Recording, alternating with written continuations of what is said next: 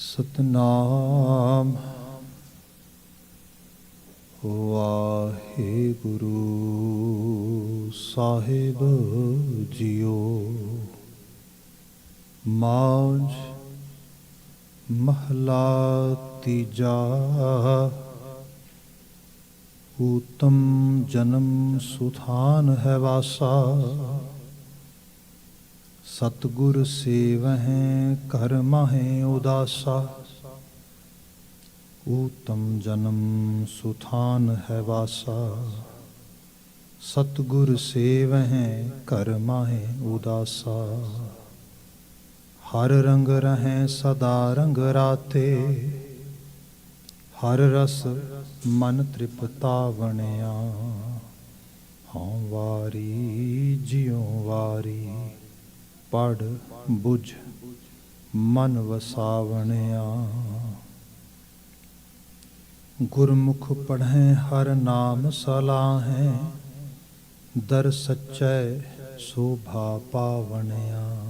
रहाओ अलख अभेउ हर रिहा समाए।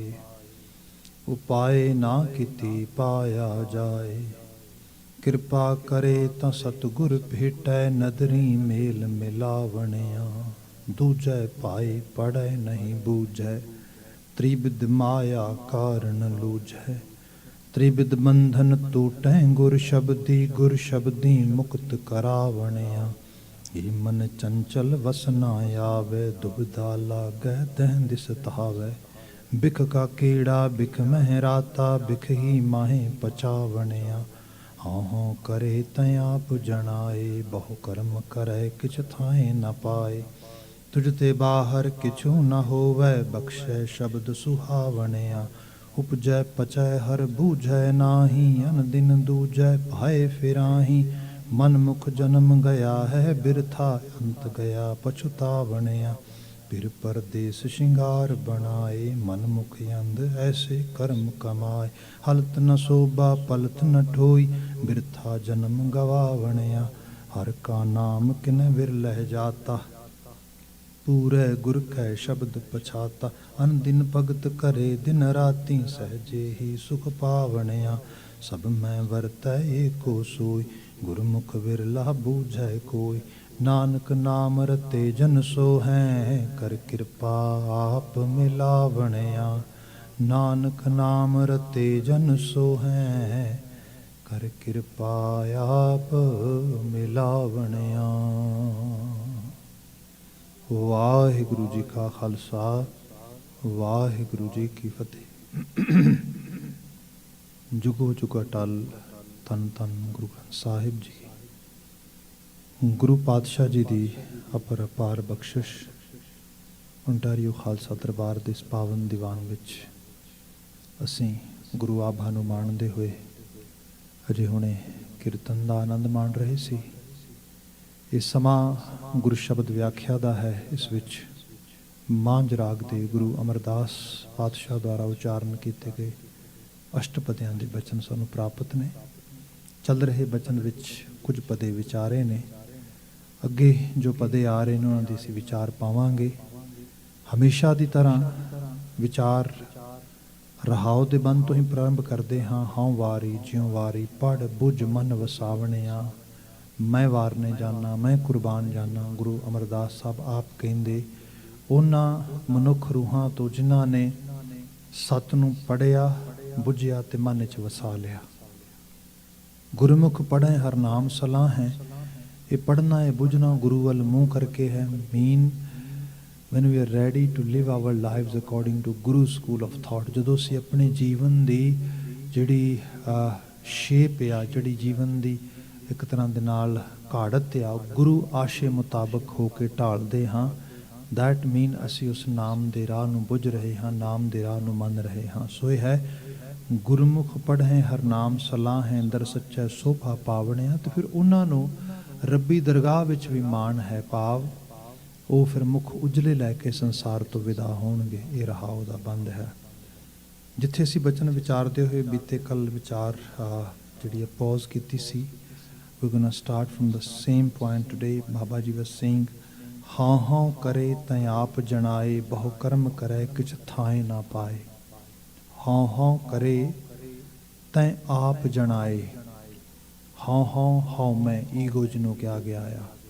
ਗੁਰੂ ਬਾਬਾ ਜੀ ਸਾਨੂੰ ਕਹਿੰਦੇ ਸਾਨੂੰ ਰੱਬ ਦੇ ਹੁਕਮ ਵਿੱਚ ਰਾਜ਼ੀ ਰਹਿਣਾ ਚਾਹੀਦਾ। That is the basic of ਸਿੱਖੀ। ਜਦੋਂ ਜਪਜੀ ਸਾਹਿਬ ਵਿੱਚ ਪੜ੍ਹਦੇ ਹਾਂ, ਕਿਵ ਸਚਿਆਰਾ ਹੋਈ ਹੈ ਕਿਵ ਕੂੜੈ ਟੁੱਟੈ ਪਾਲ, how can we enjoy oneness with almighty Akal Purakh Waheguru ਸੱਚ ਦੇ ਨਾਲ। ਤੇ ਮਹਾਰਾਜ ਕਹਿੰਦੇ ਜਿਹੜੀ ਕੂੜ ਦੀ ਪਾਲ ਆ, ਜਿਹੜੀ ਸਾਡੇ ਤੇ ਉਹਦੇ ਦਰਮਿਆਨ ਇੱਕ ਵਾਲ ਬਣੀ ਹੋਈ ਹੈ, ਦੀਵਾਰ ਬਣੀ ਹੋਈ ਹੈ ਕੂੜ ਦੀ, ਜਿਹਨੂੰ ਕਹਿ ਲਓ ਕਿ ਇੱਕ ਜਿਹੜੀ ਹੈਗੀ ਹੈ ਫਾਲਸਹੁੱਡ ਦੀ, ਉਸ ਨੂੰ ਅਸੀਂ ਕਿਵੇਂ ਤੋੜ ਸਕਦੇ ਹੈਗੇ ਹਾਂ। ਤੇ ਬਾਬਾ ਜੀ ਨੇ ਬਿਆਨ ਕੀਤਾ, ਹੁਕਮ ਰਜ਼ਾਈ ਚੱਲਣਾ ਨਾਨਕ ਲਿਖਿਆ ਨਾਲ। ਇਹ ਸਾਡੇ ਵਾਸਤੇ ਉਹਦੀ ਨਵਾਜ਼ਿਸ਼ ਹੀ ਆ, ਉਹਨੇ ਸਾਡੇ ਨਾਲ ਇਹ ਹੁਕਮ ਲਿਖ ਕੇ ਹੀ ਭੇਜਿਆ ਕਿ ਤੁਸੀਂ ਹੁਕਮ ਦੀ ਪਾਲਣਾ ਕਰਕੇ ਇਸ ਨੂੰ ਤੋੜ ਸਕਦੇ ਹੋ, ਇਸ ਤੋਂ ਬਾਹਰ ਆ ਸਕਦੇ ਹੋ। But same time as a ordinary human being we have same sort of mindset। Baba ji, what is the ਹੁਕਮ? ਹੁਕਮ ਕੀ ਹੈ ਫਿਰ ਜਿਸ ਨੂੰ ਅਸੀਂ ਪਾਲਣਾ ਹੈ, ਜਿਸ ਨੂੰ ਕਿਹਾ ਜਾਂਦਾ ਹੁਕਮ ਮੀਨ ਆਰਡਰ ਆਫ ਗੁਰੂ, ਹੁਕਮ ਮੀਨ ਆਰਡਰ ਆਫ ਲਾਰਡ, ਹੁਕਮ ਮੀਨ order of Akal Purakh Waheguru creator almighty. But what is that order? ਕੌਣ ਦੱਸੇਗਾ, ਕੌਣ ਸਮਝਾਏਗਾ ਆਰਡਰ ਕੀ ਉਸ ਰੂਪ ਦੇ ਵਿੱਚ? ਤੇ ਇਹਦੀ ਵਿਆਖਿਆ ਗੁਰੂ ਸਾਹਿਬ ਨੇ ਅੱਗੇ ਕੀਤੀ, ਹੁਕਮੀ ਹੋਵਨ ਆਕਾਰ ਹੁਕਮ ਨਾ ਕਹਿਆ ਜਾਏ, ਦੈਟ ਇਜ਼ ਦਾ ਹੁਕਮ। ਠੀਕ ਹੈ ਜੀ। ਪਰ ਇਸ ਹੁਕਮ ਦੀ ਜਦੋਂ ਵਿਆਖਿਆ ਕਰਦੇ ਹਾਂ ਆਮ ਅਸੀਂ ਭਾਸ਼ਾ ਦੇ ਵਿੱਚ, ਤੇ ਫਿਰ ਅਸੀਂ ਹੁਕਮ ਦੀ ਪੌੜੀ ਨੂੰ ਪੂਰੀ ਪੜ੍ਹਦੇ ਹਾਂ ਤਾਂ ਅਖੀਰਲੇ ਪੜਾਅ ਵਿੱਚ ਆਉਂਦੇ ਹਾਂ ਤਾਂ ਬਾਬਾ ਜੀ ਕਹਿੰਦੇ ਨਾਨਕ ਹੁਕਮੈ ਜੇ ਬੁਝੈ ਤਾਂ ਹਉਮੈ ਕਹੈ ਨਾ ਕੋਇ। ਜਦੋਂ ਹੁਕਮ ਦੀ ਬੁਝਾਰਤ ਬੰਦਾ ਬੁਝਦਾ, ਜਦੋਂ ਉਹਨੂੰ ਉਸ ਚੀਜ਼ ਨੂੰ ਹੁਕਮ ਨੂੰ ਡੀਕੋਡ ਕਰਦਾ, ਅਸਲ 'ਚ ਉਹਦੀ ਚੀਜ਼ ਨੂੰ ਬੁੱਝਣ ਵਾਲੇ ਪਾਸੇ ਜਾਂਦਾ, ਤੇ ਫਿਰ ਹਉਮੈ ਕਹੈ ਨਾ ਕੋਈ। ਫਿਰ ਸਮਝ ਆਉਂਦੀ ਜਿਹੜੀ ਸਭ ਤੋਂ ਪਹਿਲੀ ਚੀਜ਼ ਆ, ਜਿਹਨੂੰ ਕਹਿ ਲਓ ਕਿ ਪ੍ਰਾਇਮਰੀ ਸਟੇਜ ਆ, ਉਹ ਇਹੀ ਹੈ ਕਿ ਹਉਮੈ ਅਹੰਕਾਰ ਤੋਂ ਮੁਕਤੀ ਹੋਏਗੀ, ਹਉ ਤੋਂ ਮੁਕਤੀ ਹੋਏਗੀ। ਜਿੰਨੀ ਦੇਰ ਤੱਕ ਹਉ ਦਾ ਬੰਦੇ 'ਚ ਪ੍ਰਭਾਵ ਹੈ, ਹਉ ਬੁਖਾਰ ਚੜ੍ਹਿਆ ਬੰਦੇ ਨੂੰ, ਬੰਦਾ ਉਸ ਹੈਲਦੀ ਸਪਿਰਿਚੁਅਲ ਕੰਡੀਸ਼ਨ ਤੱਕ ਨਹੀਂ ਪਹੁੰਚ ਸਕਦਾ। ਸੋ ਸਭ ਤੋਂ ਇਹੀ ਸਾਡੀ ਮੌਲਿਕ ਸਮੱਸਿਆ ਹੈ। ਈਵਨ ਬਾਬਾ ਜੀ ਨੇ ਕੁਝ ਸਾਡੀਆਂ ਬੇਸਿਕ ਜਿਹੜੀਆਂ ਕਹਿ ਲਓ ਕਿ ਲੋੜਾਂ ਨੇ, ਜਿਨ੍ਹਾਂ ਦੇ ਉੱਤੇ ਸਾਨੂੰ ਕੰਮ ਕਰਨ ਦੀ ਲੋੜ ਹੈ, if we really want to enjoy some sort of spirituality, ਉਹਨਾਂ ਦੇ ਵਿੱਚ ਜਿਹੜੀ ਬੇਸਿਕਸ ਵਿੱਚ ਇੱਕ ਅਗਲੀ ਬਾਤ ਪਾਈ ਉਹ ਹੈ ਕਿ ਹਉਮੈ ਦੀਰਘ ਰੋਗ ਹੈ, ਇੱਕ ਵੱਡੀ ਬਿਮਾਰੀ ਹੈ, ਇਹ ਬੰਦੇ ਨੂੰ ਚੰਬੜੀ ਹੋਈ ਹੈ। ਇਹਨੂੰ ਅਕਸਰ ਅਸੀਂ ਬਾਤ ਕਰਦੇ ਹਾਂ ਕਿ ਘਰਾਂ ਦੇ ਵਿੱਚ ਪਤੀ ਪਤਨੀ ਲੜ ਰਹੇ ਨੇ, ਲੋਕੀ ਕਹਿੰਦੇ ਓਹੋ ਇਹ ਬਹੁਤ ਲੜਦੇ ਨੇ। ਦਾਨੇ ਲੋਕ ਕਹਿੰਦੇ ਨਹੀਂ ਪਤੀ ਪਤਨੀ ਨਹੀਂ ਲੜਦੇ, ਹਉਮੈ ਲੜ ਰਹੀ ਹੈ ਅਸਲ ਦੇ ਵਿੱਚ। ਜੇ ਇਹਨਾਂ ਦੀ ਲੜਾਈ ਇਸ ਲੈਵਲ ਤੇ ਹੁੰਦੀ, definitely they won't be actually together at all. No, they might have leave each other. If they're quarreling and still staying under one roof, that mean something else is actually also insisting them, ਜਿਹਦੇ ਕਰਕੇ ਲੜਾਈ ਹੋ ਰਹੀ ਹੈ, ਝਗੜਾ ਹੋ ਰਿਹਾ ਹੈਗਾ। ਹਉਮੈ, ਈਗੋ। ਜਿੱਥੇ ਕਿਹਾ ਜਾਏ ਤੁਸੀਂ ਪਰਿਵਾਰਕ ਦੂਸਰੇ ਮੈਂਬਰਾਂ ਦੇ ਵਿੱਚ ਦੇਖੋ, ਭੈਣ ਭਰਾਵਾਂ ਵਿੱਚ ਦੇਖੋ, ਇਹਨਾਂ ਸਭ ਦੇ ਵਿੱਚ ਜਿਹੜੀ ਐਨਵੀ ਹੈ, ਜੈਲਸ ਆ, ਈਰਖਾ ਆ, ਪਿੱਛੇ ਤੇ ਈਗੋਟਿਸਟ ਬਿਹੇਵੀਅਰ ਆ, ਈਗੋਟਿਸਟ ਮਾਈਂਡ ਸੈਟ ਆ, ਜਿਹੜਾ me and my self, nothing else. ਜੋ ਮੈਂ ਕਹਿ ਰਿਹਾ, ਜੋ ਮੈਂ ਬਸ ਮੇਰੀ ਹੀ ਗੱਲ ਸੁਣੀ ਜਾ, ਮੈਂ ਹੀ ਬਾਤ ਕਰਾਂ, ਮੇਰੀ ਹੀ ਜਿਹੜੀ ਹੈ, ਮੈਨੂੰ ਹੀ ਸੁਣੋ ਤੁਸੀਂ। ਇਹ ਜਿਹੜਾ ਮਾਈਂਡ ਸੈਟ ਆ, ਇਸ ਨੂੰ ਬੰਦਾ ਕਿਸੇ ਰੂਪ ਵਿੱਚ ਕਨਵਰਟ ਕਰੇ, ਇਹਨੂੰ ਤਬਦੀਲ ਕਰੇ। ਗੁਰੂ ਬਾਬਾ ਜਿਹੜਾ ਸ਼ਬਦ ਮੈਂ ਕਹਿ ਰਿਹਾ ਸੀ, ਹਉਮੈ ਦੀਰਘ ਰੋਗ ਹੈ ਦਾਰੂ ਪੀ ਸਮਾਹੇ, ਪਰ ਇਹਦਾ ਦਾਰੂ ਵੀ ਹੈ, ਮਤਲਬ ਇਹ ਨਹੀਂ ਹੈਗਾ ਕਿ ਇਹ ਦੀਰਘ ਹੈ, ਵੱਡਾ ਰੋਗ ਆ, ਪਰ ਟ੍ਰੀਟਮੈਂਟ ਇਹਦਾ ਹੈ। ਟ੍ਰੀਟਮੈਂਟ ਕੀ ਹੈ ਜੀ? ਕਿਰਪਾ ਕਰੇ ਜੇ ਆਪਣੀ ਤਾਂ ਗੁਰ ਕਾ ਸ਼ਬਦ ਕਮਾਏ। ਜੇ ਤਰਸ ਦੇ ਘਰ ਵਿੱਚ ਆਵੇ, ਕਿਰਪਾ ਕਰੇ ਜੇ ਆਪਣੀ, ਉਹ ਕਰਤਾਰ ਜਿਹਨੇ ਸਾਨੂੰ ਸਿਰਜਿਆ ਬਣਾਇਆ ਹੈ, ਜੋ ਸਾਡੀ ਸੁਰਤ 'ਚ ਹੀ ਰਵਿਆ ਹੋਇਆ, ਜੋ ਸਾਨੂੰ ਤਰਸ ਦੇ ਘਰ ਵਿੱਚ ਆਵੇ, ਤੇ ਫਿਰ ਗੁਰ ਕਾ ਸ਼ਬਦ ਕਮਾਏ। ਫਿਰ ਇੱਕ ਹਾਇਰ ਅਥਾਰਟੀ ਦੇ ਸ਼ਬਦ ਨੂੰ ਕਮਾਉਂਦੇ ਹਾਂ ਅਸੀਂ। ਉਹ ਸ਼ਬਦ ਨੂੰ ਕਮਾਉਣ ਦਾ ਮਾਇਨਾ ਕੀ ਹੈ ਕਿ ਫਿਰ ਆਪਣੀ ਗਲਤੀ ਨੂੰ ਐਕਸੈਪਟ ਕਰਦੇ ਹਾਂ, ਤੇ ਦੂਸਰੇ ਨੂੰ ਵੀ ਜੇ ਕਿਤੇ ਗਲਤ ਹੋਏ ਉਹਨੂੰ ਵੀ ਅਹਿਸਾਸ ਕਰਵਾਉਣ ਦੇ ਕਾਬਿਲ ਬਣ ਜਾਂਦੇ ਹਾਂ ਕਿ ਭਾਈ ਇਹ ਗਲਤ ਹੈ, ਇਹ ਠੀਕ ਨਹੀਂ ਹੈ। ਉੱਥੇ ਹਉਮੈ ਨਹੀਂ ਹੁੰਦੀ, ਉੱਥੇ ਈਗੋ ਨਹੀਂ ਹੁੰਦੀ, ਉੱਥੇ ਰਿਐਲਿਟੀ ਹੁੰਦੀ, ਉੱਥੇ ਸੱਚ ਹੁੰਦਾ ਆ। ਸੋ ਇਹ ਜਿਹੜਾ ਡਿਫਰੈਂਸ਼ੀਏਟ ਕਰਨਾ ਦੋਨਾਂ ਚੀਜ਼ਾਂ ਦੇ ਵਿੱਚ, ਇਹ ਬੰਦੇ ਨੂੰ ਗੁਰੂ ਸਿਖਾਉਂਦਾ, ਸਮੱਤਿਆ ਸਿਖਾਉਂਦੀ, ਇਹ ਗੁਰੂ ਨੂੰ, ਇਹ ਬੰਦੇ ਨੂੰ ਲਗਾਤਾਰ ਜੀਵਨ ਵਿੱਚ ਸ਼ਬਦ ਦੀ ਐਕਸਰਸਾਈਜ਼ ਕਰਦਿਆਂ, ਪੜ੍ਹਦਿਆਂ, ਬੁੱਝਦਿਆਂ ਇਹ ਚੀਜ਼ ਹੌਲੀ ਹੌਲੀ ਉਹਦੇ ਪੱਲੇ ਵਿੱਚ ਪੈ ਜਾਂਦੀ। ਇੱਥੇ ਮਹਾਰਾਜ ਨੇ ਬਿਆਨ ਕੀਤਾ ਹੈ, ਜਿਹੜਾ ਸ਼ਬਦ ਅਸੀਂ ਅੱਜ ਵਿਚਾਰ ਰਹੇ ਹੈਗੇ ਪਦੇ ਦੇ ਰੂਪ ਵਿੱਚ, ਹਉ ਹਉ ਕਰੇ ਤੈਂ ਆਪ ਜਣਾਏ। ਹਉ ਹਉ ਕਰਦਾ ਤੇ ਆਪਣੇ ਆਪ ਨੂੰ ਜਨਾਉਂਦਾ। ਜਨਾਉਣਾ ਮਤਲਬ ਜਿਹਨੂੰ ਸਾਹਿਬ ਨੇ ਇਸ ਤਰ੍ਹਾਂ ਬਿਆਨ ਕੀਤਾ ਕਿ ਬੰਦੇ ਦੀ ਹਾਲਤ ਇਹੋ ਜਿਹੀ ਵੀ ਹੈਗੀ ਏ ਵੀ ਜੇ ਇੱਕ ਕਰੇ ਚੰਗਿਆਈ ਮਨ ਚਿੱਤ ਬਹੁਤ ਵਫਾਵਾ ਹੈ। ਵਗਦੀ ਵਾਹੀ ਤੇ ਚੰਗਾ ਕਰਨਾ ਮੁਸ਼ਕਲ ਹੈ ਬੰਦੇ ਵਾਸਤੇ। ਆਪਣੇ ਵਾਸਤੇ ਬੰਦਾ ਜੀ ਰਿਹਾ, ਆਪਣੇ ਵਾਸਤੇ ਜੀਣ ਵਾਲਾ ਬੰਦਾ ਕਿਸੇ ਨੂੰ ਕਿਸੇ ਤਰੀਕੇ ਦਾ ਵੀ ਨੁਕਸਾਨ ਕਰਨ ਲਈ ਤਿਆਰ ਹੋ ਜਾਏਗਾ, ਕਿਸੇ ਤਰੀਕੇ ਦਾ ਵੀ। ਕਿਉਂਕਿ ਜਿਹਨੂੰ ਅਸੀਂ ਅੱਜ ਦੀ ਇਕੋਨਮੀ ਕਹਿੰਦੇ ਹਾਂ, ਅੱਜ ਦਾ ਅਸੀਂ ਮਾਡਰਨ ਵਰਲਡ ਕਹਿੰਦੇ ਹਾਂ, ਇਹ ਕੰਪੈਟੀਟਿਵ ਲੈਵਲ ਤੇ ਖੜਾ ਆ, ਕੰਪੀਟੀਸ਼ਨ ਤੇ ਖੜਾ ਆ। ਜਦੋਂ ਕੰਪੀਟੀਸ਼ਨ ਦੀ ਬਾਤ ਕੀਤੀ ਜਾਂਦੀ ਹੈ ਤੇ ਥਾਟ ਕਟਿੰਗ ਜਿਹੜੀ ਹੈਗੀ ਉਹ ਇੱਕ ਸਿੱਧੀ ਤੌਰ ਤੇ ਇੱਕ ਸੋਚ ਅਡਾਪਟ ਕੀਤੀ ਗਈ ਹੈ। ਕਿਸੇ ਦਾ ਗਲਾ ਵੱਢੋ ਤੇ ਆਪਣੇ ਆਪ ਨੂੰ ਜਿਹੜਾ ਹੈਗਾ ਅੱਗੇ ਵਧਾਓ। ਇਸ ਰੂਪ ਦੀ ਜਿਹੜੀ ਦੁਨੀਆ 'ਚ ਅਸੀਂ ਜੀਨੇ, ਉਹਦੇ ਅੰਦਰ ਡੈਫੀਨੇਟਲੀ ਬੰਦਾ ਅਹਿਸਾਸ ਕਰਦਾ ਕਿ ਬਿਨਾਂ ਸ਼ੱਕ ਐਥਿਕਸ ਦੀ ਗੱਲ ਕੀਤੀ ਜਾਂਦੀ, ਪ੍ਰਿੰਸੀਪਲਸ ਦੀ ਗੱਲ ਕੀਤੀ ਜਾਂਦੀ, ਰੂਲਸ ਦੀ ਗੱਲ ਕੀਤੀ ਜਾਂਦੀ, ਪਰ ਉਹਨਾਂ ਰੂਲਸ ਦੇ ਵਿੱਚੋਂ ਵੀ ਕੁਝ ਲੱਭਿਆ ਜਾਂਦਾ, ਕੁਛ ਨਾ ਕੁਛ ਐਸਾ ਜਿਹਦੇ ਨਾਲ ਦੂਸਰੇ ਨੂੰ ਪਿੱਛੇ ਛੱਡ ਕੇ ਆਪ ਅੱਗੇ ਆ ਜਾਵਾਂ। ਇਸ ਕਿਸਮ ਦੀ ਪ੍ਰਵਿਰਤੀ ਜੀਣ ਵਾਲਾ ਬੰਦਾ। ਤੇ ਇਹ ਸਾਡੇ ਰਿਲੀਜੀਅਸ ਸਕ੍ਰਿਪਚਰਸ ਨੂੰ ਵੀ ਅਸੀਂ ਪੜ੍ਹ ਲਈਏ ਤੇ ਆਮ ਜਿਹੜਾ ਹਿਊਮੈਨਿਟੇਰੀਅਨ ਗਰਾਊਂਡ 'ਤੇ ਲਿਖਿਆ ਹੋਇਆ ਸਿਵਲ ਬਿਹੇਵੀਅਰ ਵਾਸਤੇ ਕੋਈ ਲਿਟਰੇਚਰ ਵੀ ਪੜ੍ਹ ਲਓਗੇ ਤੇ ਉਹਦੇ 'ਚ ਚੰਗਿਆਈ ਤੇ ਬੁਰਿਆਈ ਦੀ ਡੈਫੀਨੇਸ਼ਨ ਤੁਹਾਨੂੰ ਮਿਲ ਜਾਏਗੀ। ਇਹਨੂੰ ਹਾਲਾਂਕਿ ਸਭ ਦੀ ਆਪੋ ਆਪਣੀ ਤਰੀਕੇਕਾਰਤਾ ਆ। ਗੁਰੂ ਸਾਹਿਬ ਨੇ ਤੇ ਬੜਾ ਸਪਸ਼ਟ ਕਿਹਾ ਵੀ ਚੰਗਿਆਈਆਂ ਬੁਰਿਆਈਆਂ ਵਾਚੈ ਧਰਮ ਹਦੂਰ। ਉਹ ਤੇ ਧਰਮ ਦੀ ਤਕੜੀ ਤੇ ਧਰ ਕੇ ਤੋਲਿਆ ਪਤਾ ਲੱਗਦਾ ਵੀ ਚੰਗਾ ਕੌਣ ਤੇ ਬੁਰਾ ਕੌਣ ਹੈ। ਸਾਡੀ ਆਪਣੀ ਜਜਮੈਂਟ ਤੇ ਕੋਈ ਵੀ ਹੋ ਸਕਦੀ ਹੈਗੀ ਹੈ, ਪਰ ਇਹ ਹੈ ਕਿ ਚਲੋ ਠੀਕ ਆ। ਜੇ ਅਸੀਂ ਬੁਰਿਆਈ ਦੀ ਪਰਿਭਾਸ਼ਾ ਦੇਖੀਏ ਤੇ ਬੁਰਿਆਈ ਦਾ ਮਤਲਬ ਇਹ ਹੁੰਦਾ ਧੋਖਾ ਦੇਣਾ ਕਿਸੇ ਨੂੰ, ਕਿਸੇ ਦਾ ਨਜਾਇਜ਼ ਫਾਇਦਾ ਉਠਾਉਣਾ। ਬੁਰਿਆਈ ਦਾ ਮਤਲਬ ਹੈ ਝੂਠ ਬੋਲ ਕੇ ਕਿਸੇ ਨੂੰ ਪਿੱਛੇ ਛੱਡਣਾ, ਹਰਾਣਾ, ਇਸ ਕਿਸਮ ਦੀ ਪ੍ਰਵਿਰਤੀ ਦੇ 'ਚ ਰਹਿਣਾ। ਬੰਦਾ ਆਮ ਹਾਲਤਾਂ ਵਿੱਚ ਇਹ ਸਭ ਕਰਦਾ ਆ। ਇਹ ਜੀਵਨ ਇਸ ਕਿਸਮ ਦਾ ਆ। ਜੇ ਕਿਤੇ ਐਸਾ ਕਿਤੇ ਨਾ ਕਰ ਪਾਏ ਜਾਂ ਨਾ ਕਰੇ, ਸਪੋਜ਼ ਕਰੋ ਉਹਦੇ ਕੋਲ ਝੂਠ ਬੋਲਣ ਦਾ ਚਾਂਸ ਸੀ ਬਟ ਉਹਨੇ ਬੋਲਿਆ ਨਹੀਂ। ਉਹਦੇ ਕੋਲ ਚਾਂਸ ਸੀਗਾ ਵੀ ਉਹ ਕਿਸੇ ਨੂੰ ਧੋਖਾ ਦੇ ਸਕਦਾ, ਉਹਨੇ ਦਿੱਤਾ ਨਹੀਂ। ਉਹਦੇ ਕੋਲ ਚਾਂਸ ਸੀ ਕਿਸੇ ਦੀ ਐਡਵਾਂਟੇਜ ਲੈ ਸਕਦਾ ਸੀ, ਪਰ ਉਹਨੇ ਲਈ ਨਹੀਂ। ਚੰਗਿਆਈ ਹੋ ਗਈ, ਕਮਾਲ ਹੋ ਗਈ ਇੱਥੇ। ਜੇ ਕਿਤੇ ਇੱਕ ਚੰਗਿਆਈ ਐਵੇਂ ਦੀ ਹੋ ਜਾਏ ਤੇ ਬਾਬਾ ਜੀ ਕਹਿੰਦੇ ਬਿਮਾਰੀ ਇਹ ਬਣ ਜਾਂਦੀ, ਅਲਾਮਤ ਇਹ ਬਣ ਜਾਂਦੀ, ਜੇ ਇੱਕ ਕਰੇ ਚੰਗਿਆਈ ਮਨ ਚਿਤ ਬਹੁਤ ਵਫਾਵਾ, ਬੜਾ ਬਿਫਰਦਾ। ਓਹੋ ਬੜੀ ਤੋਪ ਬਣ ਗਿਆ ਮੈਂ ਤੇ, ਕਿਆ ਕਮਾਲ ਕਰ ਦਿੱਤੀ। ਦੇਖਿਆ ਮਤਲਬ ਮੇਰੇ ਵਰਗਾ ਤੇ ਬੰਦਾ ਹੀ ਕੋਈ ਨਹੀਂ ਹੈਗਾ। ਗੁਰੂ ਮਹਾਰਾਜ ਕਹਿੰਦੇ ਇੱਕ ਪੱਲੀ ਸੋਚ ਕੇ ਦੇਖ, ਜਿਹਨੂੰ ਰੱਬ ਕਹਿੰਦੇ ਆ, ਜਿਹਨੂੰ ਰੱਬ ਦਾ ਤਸੱਵੁਰ ਕਹਿੰਦੇ ਆ, ਜਿਹੜਾ ਅਕਾਲ ਪੁਰਖ ਵਾਹਿਗੁਰੂ ਕਹਿੰਦੇ ਆ, ਉਹਦੇ ਬਾਰੇ ਸੋਚ ਕੇ ਦੇਖ। ਜੇ ਇੱਕ ਕਰੇ ਚੰਗਿਆਈ ਮਨ ਚਿਤ ਬਹੁਤ ਵਫਾਵਾ, ਇਤੇ ਗੁਣ ਇਤੀਆਂ ਚੰਗਿਆਈਆਂ। ਰੱਬ ਤੇ ਨਾ ਹੀ ਗੁਣਾਂ ਦਾ, ਰੱਬ ਤੇ ਨਾ ਹੀ ਚੰਗਿਆਈਆਂ ਦਾ। ਦੇ ਨਾ ਪਛੋਤਾਏ। ਅਸੀਂ ਚੰਗਾ ਕਰਦੇ, ਜਿਹਦੇ ਨਾਲ ਚੰਗਾ ਕਰਦੇ ਉਹ ਅਕਸਰ ਸਾਡੇ ਬਰਾਬਰ ਖੜਾ ਹੁੰਦਾ, ਸਾਡੇ ਤੋਂ ਅੱਗੇ ਲੰਘ ਜਾਂਦਾ ਕਈ ਵਾਰੀ। ਤੇ ਬੰਦਾ ਕਈ ਵਾਰੀ ਮਨ ਵਿੱਚ ਪਛਤਾਉਂਦਾ ਵੀ ਨਾ ਐਕਚੁਅਲੀ ਜਦੋਂ ਇਹ ਕੈਨੇਡਾ ਆਇਆ ਸੀਗਾ ਨਾ, ਮੈਂ ਇਹਦੀ ਬੜੀ ਸਪੋਰਟ ਕੀਤੀ। ਜੇ ਕਿ ਤੁਸੀਂ ਸਪੋਰਟ ਨਾ ਕੀਤੀ ਹੁੰਦੀ ਤੇ ਅੱਜ ਇੱਥੇ ਨਹੀਂ ਖੜਾ ਹੋਣਾ ਜਿੱਥੇ ਅੱਜ ਖੜਾ ਹੈਗਾ। ਪਛਤਾਵਾ ਹੁੰਦਾ ਬੰਦੇ ਨੂੰ, ਬੰਦੇ ਨੇ ਵੀ ਪਛਤਾਵਾ ਹੁੰਦਾ ਵੀ ਓ ਹੋ you know when I went back to India and I visited him at his job place and he was asking me, and that time I suggested him, why don't you come Canada?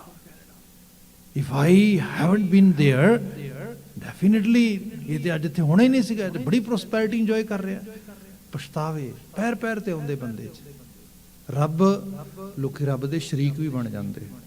Even literally ਤੌਰ ਤੇ ਬੰਦੇ ਧਰਤੀ ਤੇ ਹੋਏ ਤੁਹਾਨੂੰ ਮਿਲ ਜਾਣਗੇ ਜਾਂ ਮਿਲੇ ਹੋਣਗੇ ਪਿੱਛੇ। ਤੁਸੀਂ ਜੇ ਇਤਿਹਾਸ ਪੜ੍ਹੋਗੇ, ਜਿਹੜੇ ਕਹਿੰਦੇ ਵੀ ਮੈਂ ਰੱਬ ਆ, ਮੇਰੀ ਪੂਜਾ ਕਰੋ, ਇਹੋ ਇਸ ਰੂਪ ਦੇ ਵਿੱਚ। ਪਰ ਉਹਨੇ ਗੁਰੂ ਸਾਹਿਬ ਕਹਿੰਦੇ ਉਹ ਕਰਤਾਰ ਨੂੰ ਕੋਈ ਫਰਕ ਨਹੀਂ ਪਿਆ, ਉਹ ਦੇ ਕੇ ਪਛਤਾਇਆ ਵੀ ਨਹੀਂ, ਬਲਕਿ ਸਭ ਰੂਪਾਂ ਦੇ ਵਿੱਚ ਉਹ ਬਿਲਕੁਲ ਨਿਰਲੇਪ ਆ।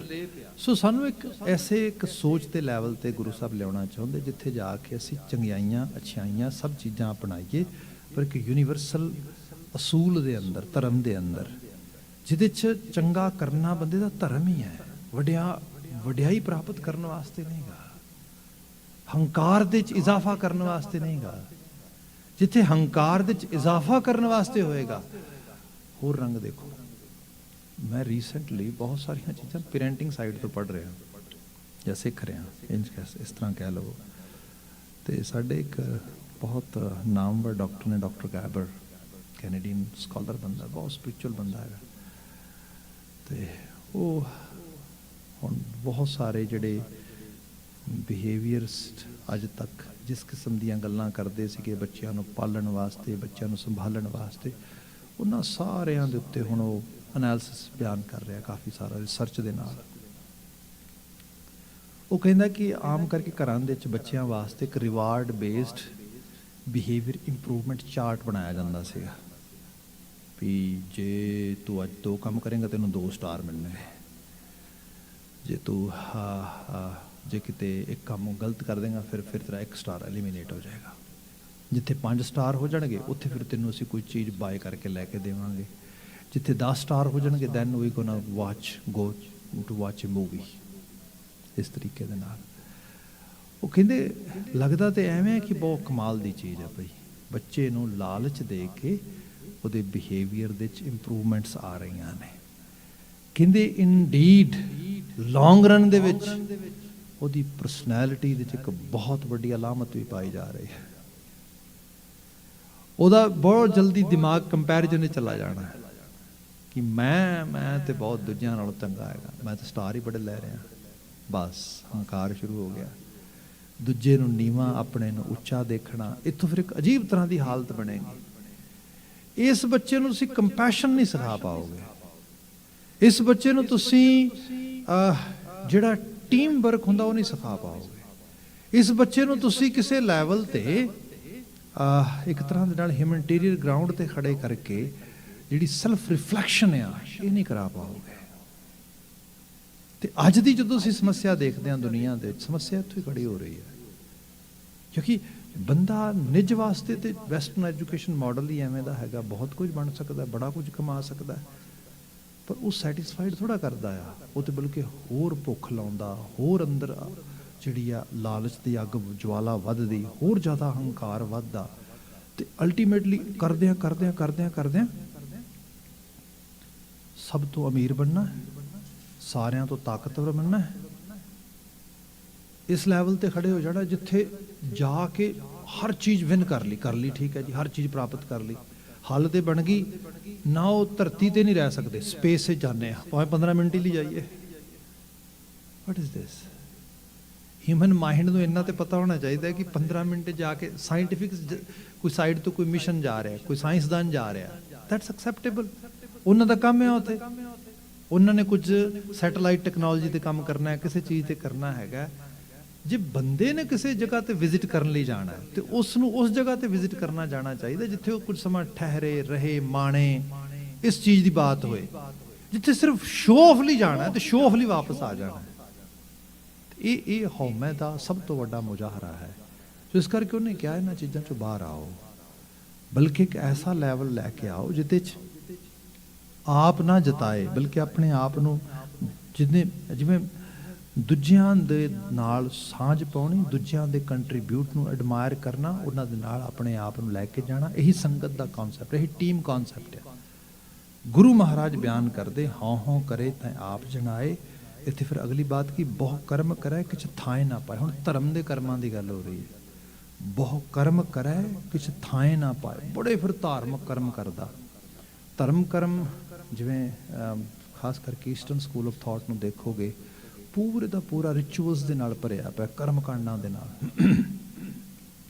ਜੇ ਕੋਈ ਬੰਦਾ ਬਾਹਰੋਂ ਜਾਏਗਾ, ਜਿਵੇਂ ਯੂਰਪੀਅਨ ਲੋਕ ਨੇ ਜਾਂ ਜਿਹੜੇ ਨੌਨ ਕਹਿ ਲਓ ਕਿ ਈਸਟਰਨ ਸਾਈਡ ਤੋਂ, ਈਸਟ ਏਸ਼ੀਆ ਤੋਂ ਆਏ ਹੋਏ ਲੋਕ ਨੇ, ਸਾਊਥ ਏਸ਼ੀਆ, ਈਸਟ ਏਸ਼ੀਆ ਤੋਂ ਆਏ ਹੋਏ ਲੋਕ ਨੇ, ਉਹਨਾਂ ਦੀ ਜੇ ਤੁਸੀਂ ਹਾਲਤ ਦੇਖੋਗੇ ਤਾਂ ਉਹ ਜਦੋਂ ਦੇਖਦੇ ਵੀ ਕਮਾਲ ਆ, ਬੜੇ ਸਫਿਸਟੀਕੇਟਡ ਵੇ ਦੇ ਨਾਲ ਲੋਕ ਈਵਨ ਮਤਲਬ ਜਿੰਨੇ ਕਿ ਕਰਮ ਕਰਦੇ ਨੇ, ਭਾਵੇਂ ਉਹ ਯੋਗ ਸਾਧਨਾ ਹੈ, ਭਾਵੇਂ ਉਹ ਪੂਜਾ ਅਰਚਨਾ ਹੈ, ਇਹ ਸਭ ਚੀਜ਼ਾਂ ਇਹ ਬੰਦੇ ਨੂੰ ਪ੍ਰਭਾਵਿਤ ਕਰਦੀਆਂ ਨੇ। ਐਕਚੁਅਲੀ ਸਾਰਾ ਕੁਝ ਨਾ ਸਾਡੇ ਵਾਸਤੇ ਟਾਈਮ ਕੰਜ਼ਿਊਮਿੰਗ ਕਰਨ ਵਾਲੀ ਚੀਜ਼ ਵੀ ਹੈ, ਤੇ ਜਿੱਥੇ ਟਾਈਮ ਬਹੁਤ ਜ਼ਿਆਦਾ ਬੰਦੇ ਨੂੰ ਸਪੈਂਡ ਕਰਨਾ ਪਏ ਉਹਦਾ ਪ੍ਰਭਾਵ ਵੀ ਮਨ ਤੇ ਪੈਂਦਾ ਕਾਫੀ ਸਾਰਾ।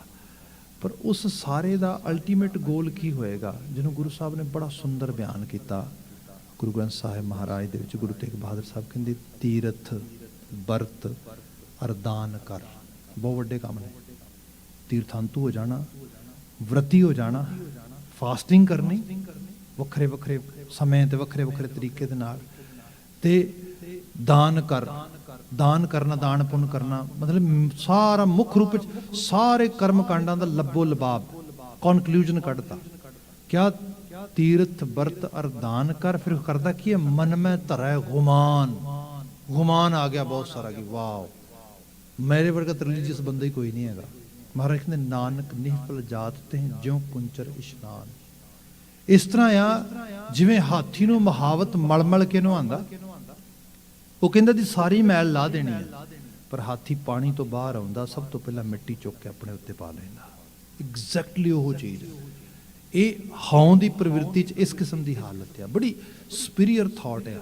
ਕਈ ਵਾਰੀ ਬੰਦਾ ਸੋਚਦਾ ਵੀ none of your business, if someone is doing some sort of actually you can say religious bathing or fasting or any other sort of actually act, what's your problem? ਤੇਰੀ ਕੀ ਪ੍ਰੋਬਲਮ ਹੈਗੀ ਬਈ, ਕਰੀ ਜਾਣ ਦੇ ਉਹਨੂੰ। ਵੀ ਗੱਲ ਇਹ ਹੈ ਬਾਬਾ ਜੀ ਇੱਕ ਆਈਡੀਅਲ ਥਾਟ ਦੀ ਗੱਲ ਕਰਦੇ। ਬਾਬਾ ਜੀ ਕਹਿੰਦੇ ਇਹਨਾਂ ਚੀਜ਼ਾਂ ਨੂੰ ਕਰ ਕਰਾ ਕੇ ਅਖੀਰ ਐਂਡ ਆਫ ਦਾ ਡੇ ਜਦੋਂ ਜਮਾ ਖਰਚ ਕਰੇ ਕੁਝ ਵੀ ਪੱਲੇ ਨਹੀਂ ਪਏਗਾ। ਮੈਂ ਤੈਨੂੰ ਪਹਿਲਾਂ ਸਮਝਾ ਰਿਹਾ, ਸ਼ੀਸ਼ਾ ਵਿਖਾ ਰਿਹਾ। ਇਸ ਕਰਕੇ ਬਚਨ ਕੀਤਾ ਇੱਥੇ, ਬਹੁ ਕਰਮ ਕਰੇ ਕਿਛ ਥਾਏ ਨਾ ਪਾਏ, ਫਿਰ ਕਿਆ ਤੁਝ ਤੇ ਬਾਹਰ ਕਿਛੂ ਨਾ ਹੋਵੇ, ਬਖਸ਼ੇ ਸ਼ਬਦ ਸੁਹਾਵਣਿਆ ਤੁਝ ਤੇ ਬਾਹਰ। ਬਾਕੀ ਇਹ ਹੈ ਉਹਦੇ ਤੋਂ ਬਿਨਾ ਕੁਝ ਨਹੀਂ ਹੋ ਸਕਦਾ। ਹੁਣ ਇੱਥੇ ਬਾਤ ਆਈ ਉਸ ਤੋਂ ਬਾਹਰ ਕੁਝ ਨਹੀਂ ਹੋ ਸਕਦਾ, ਉਹਨੂੰ ਕਰਤਾ ਕਹਿ ਲਓ। ਜਦੋਂ ਉਹਨੂੰ ਕਰਤਾ ਭਾਵ ਵਿੱਚ ਲੈ ਲਵਾਂਗੇ ਫਿਰ ਬੰਦੇ ਦੇ ਵਿੱਚ ਇੱਕ ਹੰਬਲਨੈਸ ਤੇ ਹਲੀਮੀ ਆਪਣੇ ਆਪ ਆ ਜਾਏ ਕਿ ਮੈਂ ਕੀ ਹੈ। ਅਸੀਂ ਬਚਨ ਪੜ੍ਹਦੇ ਨਾ, ਮੇਰਾ ਮੁਝ ਮੈਂ ਕਿਛ ਨਹੀਂ, ਜੋ ਕਿਛ ਹੈ ਸੋ ਤੇਰਾ, ਤੇਰਾ ਤੁਝ ਕੋ ਸੌਂਪਤੇ ਕਿਆ ਲਾਗਾ ਮੇਰਾ। ਜਦੋਂ ਮੇਰਾ ਹੈ ਹੀ ਨਹੀਂ ਫਿਰ ਮੈਂ ਗੁਮਾ ਕਿਹਦੇ ਤੇ ਕਰਾਂ, ਮੈਂ ਹੰਕਾਰ ਕਿਹਦਾ ਕਰਾਂ। ਮੁਝ ਅਦਨੇ ਵਰਗਿਆਂ ਨੂੰ ਤੇ ਤੂੰ ਹੀ ਨਵਾਜਿਆ, ਤੂੰ ਹੀ ਦਿੱਤਾ। ਗੁਰੂ ਰਾਮਦਾਸ ਸਾਹਿਬ ਦੇ ਸ਼ਬਦਾਂ ਨੂੰ ਪੜ੍ਹਦੇ ਆ, ਮਹਾਰਾਜ ਬਿਆਨ ਕਰਦੇ, ਹਮ ਰੁਲਤੇ ਫਿਰਤੇ ਕੋ ਬਾਤ ਨਾ ਪੁੱਛਤਾ, ਗੁਰ ਸਤਿਗੁਰ ਸੰਗ ਕੀਰੇ ਹਮ ਥਾਪੇ। ਮਤਲਬ ਸਾਡੇ ਵਰਗੇ ਨੂੰ ਕੱਖਾਂ ਤੋਂ ਹੋਲਿਆਂ ਨੂੰ ਚੁੱਕ ਕੇ ਤੂੰ ਜਿਹੜਾ ਹੈਗਾ ਮਾਲਕ ਉਸ ਰੂਪ ਵਿੱਚ ਨਵਾਜ ਦਿੱਤਾ। ਇਹਦੀ ਬਾਤ ਕੀਤੀ ਮਹਾਰਾਜ, ਕਹਿਣ ਲੱਗੇ ਕਿ ਤੁਝ ਤੇ ਬਾਹਰ ਕਿਛੂ ਨਾ ਹੋਵੇ, ਕਰਨ ਕਰਾਉਣ ਵਾਲਾ ਆਪੇ ਆਪ ਹੈ, ਬਖਸ਼ੇ ਸ਼ਬਦ ਸੁਹਾਵਣਿਆ। ਜਿਹਨੂੰ ਤੂੰ ਬਹੁਤ ਸ਼ੋਭਨਿਕ ਜੀਵਨ ਦੇਣਾ ਹੋ ਉਹਨੂੰ ਤੂੰ ਸ਼ਬਦ ਦਾ ਉਪਦੇਸ਼ ਦੇ ਦੇਣਾ ਹੈ। ਫਿਰ ਅਗਲਾ ਬਚਨ ਲਿਖਿਆ, ਉਪਜੈ ਪਚੈ ਹਰ ਬੂਝੈ ਨਾਹੀਂ, ਉਪਜੈ ਪਚੈ। ਬੜੇ ਪਿਆਰੇ ਲਫ਼ਜ਼ ਨੇ, ਕਿਉਂਕਿ ਜ਼ਬਾਨ ਨਾਲ ਬਹੁਤ ਹੀ ਵਾਬਸਤਗੀ ਨਾ ਹੋਣ ਕਰਕੇ ਕਈ ਵਾਰੀ ਅਸੀਂ ਚੀਜ਼ਾਂ ਨੂੰ ਭੁੱਲ ਜਾਂਦੇ ਹਾਂ। ਕਿਸੇ ਚੀਜ਼ ਦੀ ਉਤਪੱਤੀ ਹੋਣੀ ਮਤਲਬ, ਤੇ ਜਿਵੇਂ ਸਪੋਜ਼ ਕਿਤੇ ਸਬਜ਼ੀ ਵਗੈਰਾ ਲਗਾਈ, ਕੋਈ ਅਨਾਜ ਵਗੈਰਾ ਲਗਾਇਆ, ਬੜਾ ਸਮਾਂ ਲੱਗਾ ਉਹਨੂੰ ਪੈਦਾ ਕਰਨ ਤੇ, ਬੜਾ ਉਸ ਰੂਪ ਦੇ ਵਿੱਚ ਇੱਕ ਜਗ੍ਹਾ ਤੇ ਜਾ ਕੇ ਉਹ ਫਸਲ ਬਣ ਗਈ, ਉਸ ਨੂੰ ਕੱਟਿਆ ਗਿਆ, ਕੱਟ ਕੇ ਤੇ ਹੁਣ ਅਲਟੀਮੇਟਲੀ ਸਾਰਾ ਗ੍ਰੇਨ, ਸਾਰੀ ਵੈਜੀਟੇਬਲ ਜੋ ਕੁਝ ਵੀ ਪੈਦਾ ਕਰਦੇ ਆ, ਪੈਦਾ ਤੇ ਖਾਣ ਵਾਸਤੇ ਕਰਦੇ ਆ। ਹੁਣ ਜਿਵੇਂ ਹੀ ਉਹ ਸਾਰਾ ਕੁਝ ਪੈਦਾ ਹੋਇਆ, ਪੈਦਾ ਹੋ ਕੇ ਇੱਕ ਦਿਨ ਕੀ ਹੋਇਆ, ਬੰਦੇ ਨੇ ਉਸ ਨੂੰ ਆਪਣੇ ਜਿਹੜਾ ਹੈਗਾ ਆਪਣੇ ਕੁਕਿੰਗ ਪੋਟ ਵਿੱਚ ਪਾਇਆ ਤੇ ਉਹਨੂੰ ਕੁੱਕ ਕਰ ਦਿੱਤਾ, ਬਣਾ ਦਿੱਤਾ, ਬਣਾ ਕੇ ਖਾ ਲਿਆ। ਹੁਣ ਬਣਾਉਂਦਿਆਂ ਤੇ ਪਤਾ ਉਹਨੂੰ ਉਪਜਦਿਆਂ ਤੇ ਪਤਾ ਨਹੀਂ ਕਿੰਨਾ ਸਮਾਂ ਲੱਗਾ ਹੋਏਗਾ। ਪਚਾਣ ਲੱਗਿਆ ਕਿੰਨਾ ਸਮਾਂ ਲੱਗਾ, ਘੰਟੇ 2 ਘੰਟੇ ਦੀ ਖੇਡ ਡਨ, ਮਤਲਬ ਖਤਮ ਹੋ ਗਿਆ। ਉਪਜਣਾ ਤੇ ਪਚਣਾ, ਉਪਜਣਾ ਪੈਦਾ ਹੋਣਾ, ਪਚਣਾ ਖਤਮ ਹੋ ਜਾਣਾ। ਸਭ ਨੇ ਬਿਆਨ ਕੀਤਾ ਇਹਦੇ ਵਿੱਚ, ਕਿਆ ਉਪਜੈ ਪਚੈ ਹਰ ਬੂਝੈ ਨਾਹੀਂ। ਇਹ ਜਿਹੜੀ ਮਿੱਟੀ ਹੈ ਇਹ ਲਗਾਤਾਰ ਰੂਪ ਬਟਾ ਰਹੀ ਹੈ, ਉਪਜਦੀ ਹੈ, ਫਿਰ ਪਚ ਜਾਂਦੀ, ਉਪਜਦੀ ਹੈ, ਪਚ ਜਾਂਦੀ ਹੈ, ਭਾਵ ਪੈਦਾ ਹੁੰਦੀ, ਮਰ ਜਾਂਦੀ, ਪੈਦਾ ਹੁੰਦੀ, ਮਰ ਜਾਂਦੀ, ਪਰ ਹਰੀ ਨੂੰ ਨਹੀਂ ਬੁੱਝਦੀ। ਇਹ ਖੇਡ 'ਚ ਲਗਾਤਾਰ ਗਵਾਚੀ ਰਹਿੰਦੀ, ਲਗਾਤਾਰ ਇਸ ਰੂਪ ਦੇ ਅੰਦਰ, ਕਿਉਂਕਿ ਵਾਸ਼ਨਾ ਸਾਡੇ ਅੰਦਰ ਪਈ ਹੈ। ਵਾਸ਼ਨਾ ਲਗਾਤਾਰ ਤੋਰੀ ਜਾਂਦੀ। ਸਭ ਕਹਿੰਦੇ ਸਾਈਕਲ ਚੱਲੀ ਜਾ ਰਿਹਾ, ਉਪਜੈ ਪਚੈ ਹਰ ਬੂਝੈ ਨਾਹੀਂ, ਅਨਦਿਨ ਦੂਜੈ ਭਾਏ ਫਿਰਾਹੀਂ। ਫਿਰ ਇਹ ਅਨਦਿਨ ਮਤਲਬ ਕਿਤੇ ਤੇ ਖਿਆਲ ਆਵੇ ਵੀ ਅਲਟੀਮੇਟਲੀ ਗੋਲ ਕੀ ਹੈ ਜੀਵਨ ਦਾ। ਸਭ ਕਹਿੰਦੇ ਉਸ ਕੋਈ ਸਮਝ ਨਹੀਂ ਆਉਂਦੀ। ਅਨਦਿਨ ਦੂਜੈ ਭਾਏ, ਕਿਸੇ ਹੋਰ ਪਾਸੇ ਸਾਰੀ એનર્ਜੀ ਲੱਗ ਰਹੀ ਹੈ, ਸਭ ਜ਼ੋਰ ਲੱਗਾ ਪਿਆ, ਸਭ ਐਫਰਟ ਉਸੇ ਪਾਸੇ ਬੰਦੇ ਤੇ ਲੱਗੀ ਪਈ ਹੈ। ਆਪਾਂ ਜੀਵਨ ਯਾਪਨ ਵਿੱਚ ਦੇਖੀਏ, ਜਿਵੇਂ ਸਪੋਜ਼ ਕਰੋ ਅਧਿਆਤਮਕਤਾ ਦੇ ਪੱਧਰ ਤੇ ਬਾਤ ਕਰੀਏ ਅੱਜ ਅਸੀਂ ਸਟ੍ਰੈਸ ਦੀ ਬੜੀ ਗੱਲ ਕਰਦੇ ਹਾਂ, ਅੱਜ ਅਸੀਂ ਡਿਪਰੈਸ਼ਨ ਦੀ ਬੜੀ ਗੱਲ ਕਰਦੇ ਹਾਂ, ਅੱਜ ਅਸੀਂ ਡਿਫਰੈਂਟ ਮੈਂਟਲ ਇਸ਼ੂਜ਼ ਦੀ ਬੜੀ ਗੱਲ ਕਰਦੇ ਹਾਂ। ਬਾਣੀ ਦਾ ਸ਼ਬਦ ਪੜ੍ਹਦੇ ਹਾਂ, ਬਿਸਰ ਗਈ ਸਭ ਤਾਤ ਪਰਾਈ, ਜਬ ਤੇ ਸਾਧ ਸੰਗਤ ਮੋਹਿ ਪਾਈ, ਨਾ ਕੋ ਬੈਰੀ ਨਾ ਹੈ ਬੇਗਾਨਾ, ਸਗਲ ਸੰਗ ਹਮ ਕੋ ਬਨੇ ਆਈ। ਭਾਈ ਤੈਨੂੰ ਕਿਸੇ ਦੇ ਨਾਲ ਬੇਗਾਨਗੀ ਕਰਨ ਦੀ ਕੀ ਲੋੜ ਆ?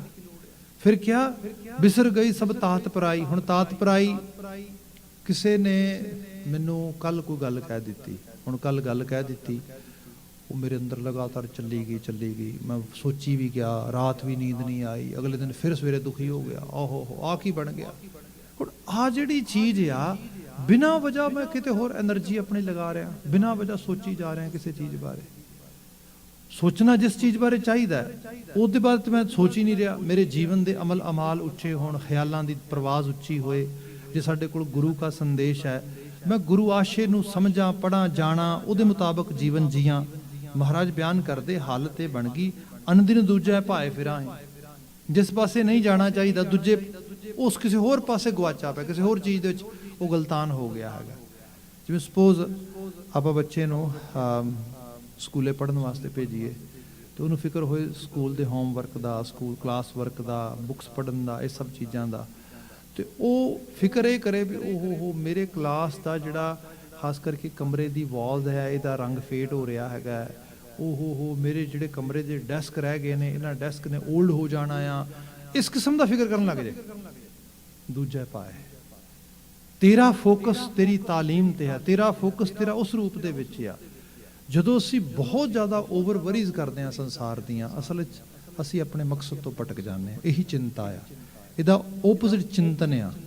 ਹੈ ਤੇ ਬੜੀ ਸਿੰਪਲ ਗੱਲ, ਪਰ ਕਈ ਵਾਰੀ ਸਰਲ ਵੀ ਸਮਝਣਾ ਬੜਾ ਹਾਰਡ ਆ, ਕਿਉਂਕਿ ਬੰਦੇ ਨੂੰ ਲੱਗਦਾ ਕਿ ਏਡੀ ਸੌਖੀ ਗੱਲ ਕਿੱਦਾਂ ਹੋ ਸਕਦੀ ਹੈ। ਗੁਰੂ ਮਹਾਰਾਜ ਬਿਆਨ ਕਰਦੇ ਕਿ ਭਾਈ ਗੱਲ ਇਹ, ਅਣਦਿਨ ਦੂਜਾ ਪਾਏ ਫਿਰਾਹੀਂ, ਮਨਮੁਖ ਜਨਮ ਗਿਆ ਹੈ ਬਿਰਥਾ।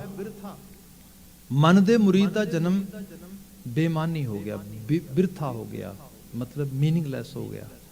ਹੁਣ ਉਸ ਮੀਨਿੰਗਲੈਸ ਦੀ ਵੀ ਗੱਲ ਇਹ ਇਸ ਤਰ੍ਹਾਂ ਲੈ ਲਈਏ ਕਿ ਜਿਵੇਂ ਆਪਾਂ ਪਹਿਲਾਂ ਬਾਤ ਕੀਤੀ ਹੈ, ਅੱਜ ਆਪਾਂ ਦੁਨੀਆ ਪੱਧਰ ਤੇ ਦੇਖੀਏ, ਜੇ ਆਪਾਂ ਅੱਜ ਦੀ ਤਾਰੀਖ 'ਚ ਦੇਖਦੇ ਹਾਂ ਸਮਾਜ ਸੰਸਾਰ ਦੇ ਵਿੱਚ, ਤੇ ਜਿਨ੍ਹਾਂ ਲੋਕਾਂ ਨੇ ਸਪੋਜ਼ ਕਰੋ ਅਫਗਾਨਿਸਤਾਨ ਦੇ ਵਿੱਚ ਉੱਥੋਂ ਦੀ ਧਰਤੀ ਨੂੰ ਨਰਕ ਹੋਣੀ ਬਣਾ ਕੇ ਰੱਖ ਦਿੱਤਾ ਹੁਣ ਤੱਕ ਇਸ ਹਾਲਾਤਾਂ ਦੇ ਵਿੱਚ, ਤੇ ਜੇ ਉਹਨਾਂ ਲੋਕਾਂ ਨੂੰ ਤੁਸੀਂ ਆਪਣੇ ਤੌਰ ਤੇ ਪੁੱਛੋਗੇ ਤੇ ਉਹ ਤੇ ਬੜੇ ਬੈਸਟ ਮਿਸ਼ਨ 'ਚ ਲੱਗੇ ਨੇ। ਉਹ ਕਹਿੰਦੇ ਵੀ ਜਿੱਡਾ ਮਿਸ਼ਨ ਸਾਡਾ ਤਗੜਾ ਐਡਾ ਤੇ ਹੈ ਹੀ ਨਹੀਂ ਕਿਸੇ ਦਾ। ਆਪਣੇ ਉੱਥੇ ਆ ਜਾਈਏ, ਹਾਲਾਤ ਕੀ ਬਣੇ ਪਏ ਨੇ ਆਪ ਤੁਹਾਡੇ ਸਾਹਮਣੇ ਆ ਸਾਰਾ ਕੁਛ। ਮਤਲਬ ਕਿਸੇ ਦੀ ਈਗੋ ਆ, ਕਿਸੇ ਦਾ ਹੰਕਾਰ ਆ। ਜਿਵੇਂ ਮੈਂ ਰਵਿੰਦਰ ਮਸੂਰ ਦੀ ਗਜ਼ਲ ਨੂੰ ਦੇਖ ਰਿਹਾ ਸੀਗਾ, ਉਹ ਕਹਿੰਦਾ ਕਿ ਮੇਰੇ ਭਰਤ ਨੇ ਲਏ ਮੇਰੇ ਪਊਏ ਉਤਾਰ ਕੇ ਤੁਰਨਾ ਮੁਹਾਲ ਹੈ। ਉਹ ਕਹਿੰਦੇ ਅੱਜ ਹੋ ਰਿਹਾ ਹੈ ਰਾਮ ਰਾਜ ਕੇ ਤੁਰਨਾ ਮੁਹਾਲ ਹੈ। ਰਾਮ ਰਾਜ ਦੀ ਗੱਲ ਹੋ ਰਹੀ ਹੈ। ਰਾਮ ਰਾਜ ਕਹਿੰਦੇ ਰਾਮ ਨੇ ਗੱਦੀ ਤੇ ਬਹਿਣਾ ਸੀਗਾ, ਸਾਰਿਆਂ ਨੂੰ ਪਤਾ ਸੀ ਗੱਦੀ ਰਾਮ ਨੂੰ ਮਿਲਣੀ ਹੈ, ਐਪਿਕ ਜਿਹੜਾ ਉਹਨਾਂ ਦਾ। ਤੇ ਉਹ ਕਹਿੰਦੇ ਨਹੀਂ ਭਰਤ ਨੂੰ ਬਿਠਾਉਣਾ ਹੈ। ਉਹਨੂੰ ਕਿਹਾ ਤੂੰ ਵਨਵਾਸ ਜਾ, ਚੱਲ। ਉਹ ਵਨਵਾਸ ਤੁਰਨ ਲੱਗਾ ਤੇ ਉਹ ਕਹਿੰਦੇ ਲੋਕਾਂ ਦਾ ਰਾਜ ਤੇ ਨਹੀਂ ਕਰਨ ਦੇਣਾ, ਲੋਕਾਂ ਤੇ ਕਹਿਣਾ ਵੀ ਰਾਜ ਤੇ ਹੱਕਦਾਰ ਤੇ ਉਹ ਹੈ, ਤੂੰ ਕਿਵੇਂ ਬਹਿ ਸਕਦਾ। ਉਹਨੇ ਕਿਹਾ ਠੀਕ ਕੋਈ ਗੱਲ ਨਹੀਂ, ਆਪਾਂ ਇੱਕ ਕੰਮ ਕਰਦੇ ਹਾਂ, ਆਪਾਂ ਤਰੀਕਾ ਲੱਭ ਲੈਂਦੇ। ਤਰੀਕਾ ਲੱਭ ਲੈਂਦੇ। ਰਾਮ ਨੂੰ ਕਿਹਾ ਵੀ ਤੂੰ ਆਪਣੀਆਂ ਨਾ ਜਾਣ ਲੱਗਿਆ ਨਿਸ਼ਾਨੀ ਦੇ ਜਾ। ਕੀ? ਆਪਣੀਆਂ ਖੜਾਵਾਂ, ਆਪਣੇ ਜੁੱਤੇ ਉਤਾਰ ਦੇ। ਉਹਨੇ ਜੁੱਤੇ ਉਤਾਰ ਦਿੱਤੇ, ਜੁੱਤੇ ਉਤਾਰ ਕੇ ਆਸਣ ਤੇ ਰੱਖਦੇ। ਕਹਿੰਦੇ ਜੀ ਰਾਜ ਉਹੀ ਕਰ ਰਿਹਾ, ਮੈਂ ਤੇ ਬਸ ਇਸ ਆਸਣ ਦਾ ਸੇਵਕ ਆ। ਮੇਰੇ ਭਰਤ ਨੇ ਲਏ ਮੇਰੇ ਪਊਏ ਉਤਾਰ, ਉਹਨੇ ਪਊਏ ਉਤਾਰ ਲਏ ਤੇ ਆਸਣ ਤੇ ਰੱਖ ਦਿੱਤੇ। ਲੋਕ ਰਾਜ ਹੈ ਭਾਈ, ਇਹ ਸਭ ਚੀਜ਼ਾਂ ਹੋ ਰਹੀਆਂ ਨੇ। ਤੇ ਹਾਲਤ ਕੀ ਹੈ? ਹਾਲਤ ਇਹ ਹੈ ਵੀ ਲੋਕ ਹੀ ਦੁਖੀ ਨੇ। ਲੋਕਾਂ ਦੀ ਕੋਈ ਉੱਥੇ ਕੋਈ ਹਾਲਤ ਨਹੀਂ ਉਸ ਰੂਪ ਦੇ ਵਿੱਚ। ਹੁਣ ਇਹ ਸਾਰੇ ਨੂੰ ਕਰਨ ਵਾਲੇ ਜਿਹੜੀ ਬਿਰਤੀ ਪਿੱਛੇ ਪਈ ਹੈ, ਉਹ ਬਿਰਤੀ ਨੋ ਡਾਊਟ ਹੁਣ ਜਿਹਨਾਂ ਉਹਨਾਂ ਕੋਲ ਤਾਕਤ ਹੈ, ਸਮਰੱਥਾ ਹੈ, ਸਭ ਚੀਜ਼ਾਂ ਨੇ, ਪਰ ਬਿਰਤੀ ਐਂਡ ਵੀ ਤੇ ਵੇਖ ਐਂਡ ਕੀ ਹੈ ਇਸ ਚੀਜ਼ ਦਾ। ਅਲਟੀਮੇਟਲੀ ਮਰ ਤੇ ਸਾਰਿਆਂ ਨੇ ਜਾਣਾ ਆ। ਕੀ ਪਾਪਾ ਦਾ ਭਾਗੀ ਬਣ ਕੇ ਮਰ ਕੇ ਜਾਏਗਾ ਕੀ ਸਭ। ਤੇ ਉਹਨਾਂ ਵਾਸਤੇ ਸੋਚ ਬੜੀ ਕਮਾਲ ਦੀ ਹੈ। ਮਤਲਬ ਇਹ ਤੇ ਇੱਕ ਤਰ੍ਹਾਂ ਦੇ ਨਾਲ ਆਪਣੀ ਆਈਡੀਓਲੋਜੀ ਨੂੰ ਉਹ ਸਰਵੋਪਰੀ ਲੈ ਕੇ ਜਾ ਰਹੇ ਨੇ। ਗੁਰੂ ਬਾਬਾ ਜਿਹੜੀ ਇਹ ਬਾਤ ਕਰ ਰਹੇ ਨਾ, ਮਹਾਰਾਜ ਬਿਆਨ ਕਰਦੇ ਕਿ ਮਨਮੁਖ ਜਨਮ ਗਿਆ ਹੈ ਬਿਰਥਾ। ਉਹ ਤੇ ਸਮਝ ਦੇ ਲੈਵਲ ਤੇ ਪਤਾ ਨਹੀਂ ਬੇਅਰਥ ਐਨਰਜੀ ਲਾਤੀ, ਬੇਅਰਥ ਜੀਵਨ ਕਰਤਾ। ਪਰ ਉਹਦੇ ਲਈ ਤੇ ਬੜਾ ਅਰਥ ਕਾਏਗਾ, ਕਿਉਂਕਿ ਮਨਮੁਖ ਹੈ, ਮਨ ਦਾ ਮੁਰੀਦ ਹੈ। ਮਨ ਇਹੀ ਕਰ ਰਿਹਾ, ਜੋ ਮਨ ਕਹਿੰਦਾ। ਲਿਟਰਲੀ ਤੌਰ ਤੇ ਤੁਸੀਂ ਦੇਖੋ, ਇਹੀ ਮਨਮੁਖਤਾ ਹੁੰਦੀ ਹੈ, ਜੋ ਮੇਰਾ ਮਨ ਕਹਿੰਦਾ ਨਾ ਉਹੀ ਹੋਏਗਾ, ਮੇਰੇ ਮਨ ਦੀ ਹੀ ਸੁਣੀ ਜਾਏਗੀ। ਇਹ ਸਿੱਧੇ ਤੌਰ ਤੇ ਮਤਲਬ ਸਭ ਬੰਦੇ ਨੂੰ ਸਮਝ ਆਉਂਦੀ ਕਿ ਅਲਟੀਮੇਟਲੀ ਇਹ ਹੋ ਕੀ ਰਿਹਾ ਆ। ਇੱਕ ਮਨੁੱਖ ਆਪਣੇ ਆਪ ਨੂੰ ਸਭ ਤੋਂ ਸਰਵੋਪਰੀ ਮੰਨ ਕੇ ਤੇ ਉਹਦੇ ਅਕੋਰਡਿੰਗਲੀ ਸਭ ਕਾਸੇ ਨੂੰ ਢਾਲ ਰਿਹਾ। ਜਿਵੇਂ ਬੜੀ ਖੂਬਸੂਰਤ ਕਹਾਣੀ ਲਿਖੀ ਸੀ ਬੜੇ ਹਿੰਦੀ ਦੇ ਨਾਮਵਰ ਲਿਖਾਰੀ ਨੇ, ਇਹ ਤਾਂ ਲੰਮੀ ਥੋੜੀ ਟੂਕ ਮਾਤਰ ਬਿਆਨ ਕਰ ਦਿੰਦਾ ਮੈਂ। ਉਹ ਬਿਆਨ ਇਸ ਤਰ੍ਹਾਂ ਕਰਦਾ, ਉਹ ਕਹਿੰਦਾ ਕਿ ਕਿਸੇ ਬਹੁਤ ਵੱਡੇ ਰਾਜਾਸ਼ਾਹੀ ਵਿੱਚ ਪਲ ਰਹੀ ਰਾਣੀ ਨੇ ਇੱਕ ਮਹਿਲ ਬਣਵਾਇਆ, ਮਹਿਲ 'ਚ ਮੀਨਾਕਾਰੀ ਕਰਵਾਈ ਬੜੇ ਕਮਾਲ ਦੀ। ਉਸ ਮੀਨਾਕਾਰੀ ਦੇ ਮੁਤਾਬਕ ਇੱਕ ਇੱਕ ਚੀਜ਼ ਜਿਹੜੀ ਸੀਗੀ ਉੱਥੇ, ਭਾਵੇਂ ਫੁੱਲਦਾਨ ਸੀ, ਭਾਵੇਂ ਉੱਥੋਂ ਦਾ ਡੈਕੋਰੇਟਿਵ ਕੋਈ ਅੰਦਰ ਸਮਾਨ ਪਿਆ ਸੀ, ਫਰਨੀਚਰ ਪਿਆ, ਸਭ ਦੀ ਇੱਕੋ ਜਿਹੀ ਫਰਨੀਚਰ, ਇੱਕੋ ਜਿਹੀ ਮੀਨਾਕਾਰੀ ਹੋ ਗਈ, ਇੱਕੋ ਜਿਹਾ ਰੰਗ ਤਾ। ਹੁਣ ਸਾਰਾ ਇੱਕੋ ਜਿਹਾ ਰੰਗ ਤਾ, ਬੜਾ ਖੂਬਸੂਰਤ ਲੱਗੇ, ਪਰ ਟੁੱਟਣਾ ਭੱਜਣਾ ਇਹ ਨਿਯਮ ਹੈ ਕੁਦਰਤ ਦਾ। ਕਿਤੇ ਕਿਤੇ ਨੌਕਰਾਣੀ ਉਹ ਸਾਰੇ ਕਾਸੇ ਨੂੰ ਸਾਫ਼ ਕਰਦੀ ਹੈ, ਜਿਹੜਾ ਫੁੱਲਦਾਨ ਸੀਗਾ ਇੱਕ ਡੈਕੋਰੇਟਿਵ ਪੀਸ, ਉਹ ਟੁੱਟ ਗਿਆ ਤੇ ਹੁਣ ਉਹ ਬੜੀ ਦੁਖੀ ਹੋਈ, ਉਹ ਤੂੰ ਤੇ ਸਾਰਾ ਕੰਮ ਹੀ ਖਰਾਬ ਕਰਤਾ। ਇਹ ਤੇ ਸਾਰਾ ਜਿਹੜਾ ਹੈਗਾ ਸਾਰੇ ਦਾ ਸਾਰਾ ਪੂਰੀ ਜਿਹੜੀ ਦਾ ਕੋਆਰਡੀਨੇਸ਼ਨ ਸੀਗਾ ਸਾਰੇ ਦੇ ਵਿੱਚੋਂ, ਜਿਹੜੀ ਇੱਕ ਤਰ੍ਹਾਂ ਦੇ ਨਾਲ ਇੱਕ ਰੂਪਤਾ ਸਾਰੀ ਖਤਮ ਹੋ ਗਈ। ਖੈਰ ਕੋਈ ਕਾਰੀਗਰ ਬੁਲਾਇਆ, ਉਹਨੂੰ ਕਿਹਾ ਵੀ ਆਪ ਬਣਾ ਪਾਈ ਤੂੰ ਇਸ ਨੂੰ ਜਿਹੜਾ ਹੈਗਾ ਫੁੱਲਦਾਨ ਨੂੰ ਇਹਦੇ ਵਰਗਾ। ਉਹ ਫੁੱਲਦਾਨ ਬਣਾਇਆ, ਫੁੱਲਦਾਨ ਸਾਹਮਣੇ ਪਿਆ, ਉਹ ਵੱਖਰਾ ਲੱਗੇ ਸਾਰੇ ਮਹਿਲ ਨਾਲੋਂ, ਸਾਰੀ ਦੂਜੀ ਡੈਕੋਰੇਸ਼ਨ ਨਾਲੋਂ, ਬੜਿਆ ਨਹੀਂ ਠੀਕ। ਦੂਜਾ ਕਾਰੀਗਰ ਸਦੋ, ਤੀਜਾ ਸਦੋ, ਅਖੀਰ ਕਾਰੀਗਰ ਤੇ ਕਾਰੀਗਰ ਬਦਲਦੀ ਰਹੀ, ਪਰ ਉਹ ਫੁੱਲਦਾਨ ਨਾ ਬਣਿਆ। ਬੜੀ ਦੁਖੀ ਹੋਈ, ਅਖੀਰ ਜਿੱਦ ਫੜ ਲਈ, ਨਹੀਂ ਬਣਾ ਕੇ ਛੱਡਣਾ। ਇੱਕ ਸੱਜਣ ਆਇਆ, ਕਾਰੀਗਰ ਹੈ, ਬੜਾ ਵੱਡਾ ਨਾਮ ਵਰਿਆ, ਉਹ ਕਹਿੰਦਾ ਵੀ ਮੈਂ ਬਣਾ ਦਿਆਂਗਾ। ਉਹ ਕਹਿੰਦੀ ਠੀਕ ਹੈ ਬਣਾ ਦੇ। ਕਹਿੰਦੇ ਮੈਨੂੰ ਇਸ ਤਰ੍ਹਾਂ ਨਹੀਂ, ਇੱਕ ਤੇ ਪਹਿਲਾਂ ਮੇਰੀ ਕੀਮਤ ਕੁਝ ਦੱਸ ਦੇਣਾ, ਮੈਂ ਤੁਹਾਨੂੰ ਬਹੁਤ ਵੱਡੀ ਸਾਰੀ ਕੀਮਤ ਦੱਸੀ। ਉਹ ਕਹਿੰਦੀ ਇੰਨੀ ਦੇ ਦਿਆਂਗੇ, ਪਰ ਬਣਨਾ ਬਿਲਕੁਲ ਸਹੀ ਚਾਹੀਦਾ। ਕਹਿੰਦਾ ਸਹੀ ਬਣ ਜਾਏਗਾ, ਪਰ ਇੱਕ ਇਹ ਜਿਹੜੀ ਬਾਤ ਕਹੀ, ਕੁਝ ਹੋਰ ਸ਼ਰਤਾਂ ਮੈਨੂੰ। ਕਹਿੰਦੇ ਹੋਰ ਕੀ? ਕਹਿੰਦਾ ਹੋਰ ਇਹ ਹੈ ਮੇਰੇ ਕੰਮ 'ਚ ਕੋਈ ਦਖਲਅੰਦਾਜ਼ੀ ਨਹੀਂ ਕਰੇਗਾ। ਕਹਿੰਦੇ ਨਹੀਂ ਕਰੇਗਾ। ਕਹਿੰਦੇ ਲੰਬਾ ਸਮਾਂ ਚਾਹੀਦਾ, ਕਹਿੰਦੇ ਵੀ ਮਿਲ ਜਾਏਗਾ। ਕਹਿੰਦੇ ਸਾਰਾ ਜਿੰਨਾ ਮਹਿਲ ਬਣਿਆ ਸਾਰਾ ਸੀਲ ਕਰਨਾ ਪਏਗਾ ਬਿਲਕੁਲ।